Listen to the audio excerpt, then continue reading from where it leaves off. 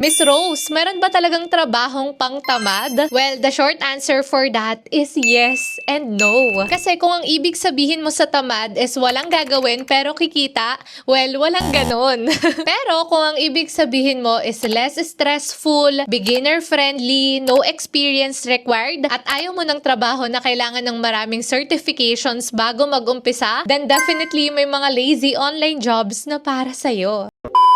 Hi learners! Welcome back to our channel. Ako nga po pala si Rose. At kung bago ka pa lang dito sa ating channel, i-click mo na ang subscribe button pati na rin ang notification bell para updated ka kung may mga bago tayong upload na video na pwedeng makatulong sa'yo. So today nga ipapakita ko sa inyo yung 5 beginner-friendly lazy online jobs na pwede mong simulan this 2026. So here pag-uusapan natin kung ano yung mga ginagawa sa mga trabaho na yan, yung mga requirements na kailangan mo, saan pwede mag-apply at kung magkano yung posible mong kitain. So I'm sure excited ka nang malaman yan. So tara, let's get started. So first in our list is a virtual assistant. So ito naman learners, isa yan sa mga pinaka-popular na online jobs especially for beginners. So Miss Rose, bakit naman yan kasama sa mga lazy online jobs? So kasi dito learners, sa pagiging VA, mostly yung mga tasks are organized and predictable. So meaning niyan, dito hindi tayo gagawa ng mga complicated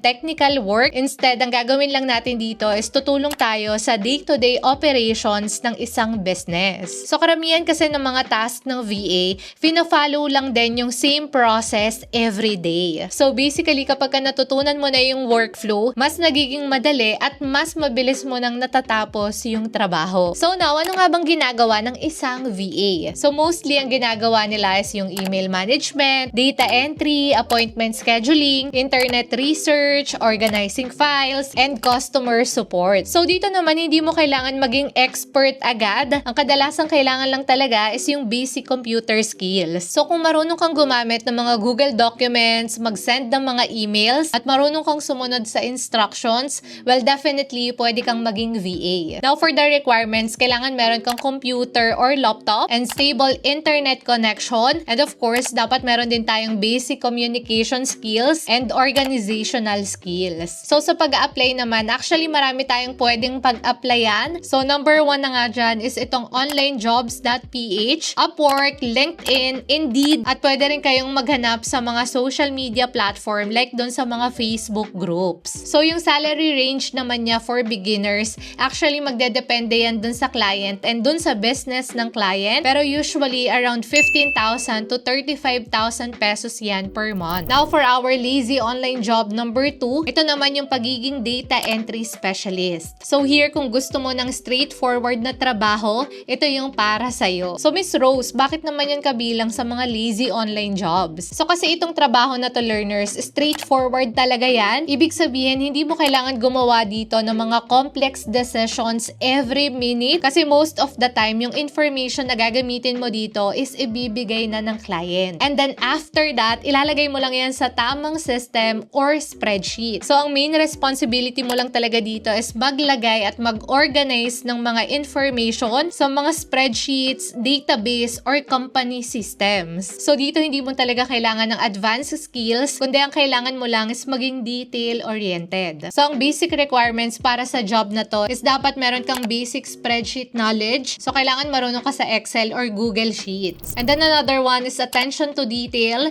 stable internet connection, and computer or laptop. So, pwede naman tayong mag-apply dito sa onlinejobs.ph, Upwork, freelancer.com, and LinkedIn. So, for salary naman, for beginners, around 15 to 30,000 pesos. So, dito, pwedeng tumaas pa yan, depende sa skills mo. Now, for lazy online job number 3, ito yung pagiging customer support representative. So, actually, learners, ngayon, maraming companies ang naghahanap ng remote customer support para sa kanilang business. And isa naman sa mga dahilan kung bakit kasama to sa mga lazy online jobs is because madaming customer concerns na pare-parehas lang. So, ang ibig sabihin yan, sa isang business, halos pare-parehas or paulit-ulit lang yung tanong ng customers. And because of that, marami ng companies ang meron ng templates, scripts, at training material para tulungan ka. So, ang trabaho talaga natin dito is tumulong sa mga questions ng customers, magsagot ng mga inquiries, mag-handle ng mga chat, and mag-reply sa mga emails. So dito kung marunong ka makipag-usap ng maayos at professional, pwedeng maging malaking advantage mo yon. Pero dito ang kinagandahan naman sa pagiging customer support, lagi yang merong training bago ka mag-umpisa. So ang requirements naman na kailangan dito is dapat at least meron kang basic English communication skills and stable internet connection, and of course yung customer-friendly attitude and basic typing skills. So dito naman marami tayong pwedeng applyan. Pwede kang mag-apply sa LinkedIn,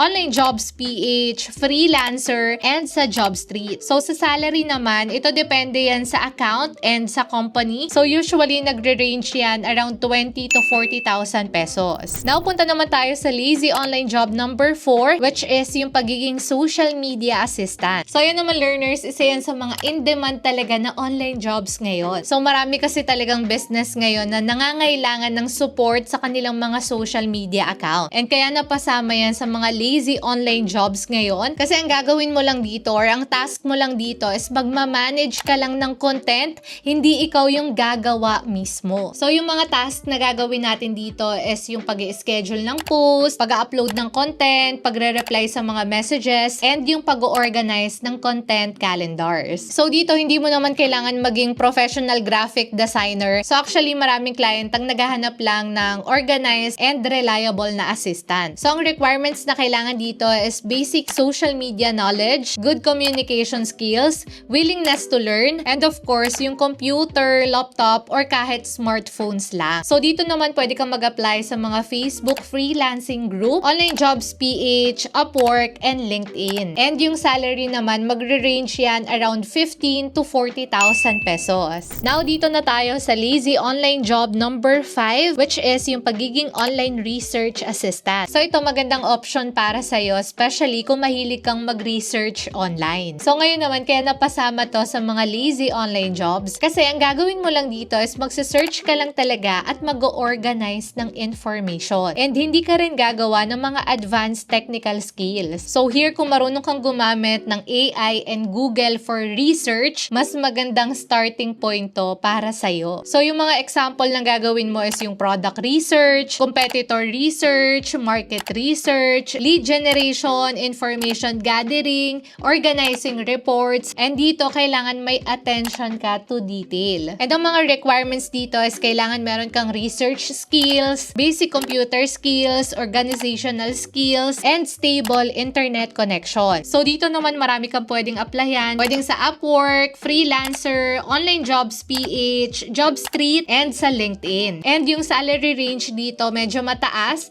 around 20,000 to 50,000 pesos, depende sa niche and project requirements. And there you have it. Ayan nga learners, yung 5 lazy online job na pwede mong simulan kahit wala ka pang experience. So ayun learners, so I think that's it for our video today. Hope you like this video and please share this video para marami pa tayong matulungan online. And ayun, so goodbye for now. See you on our next video.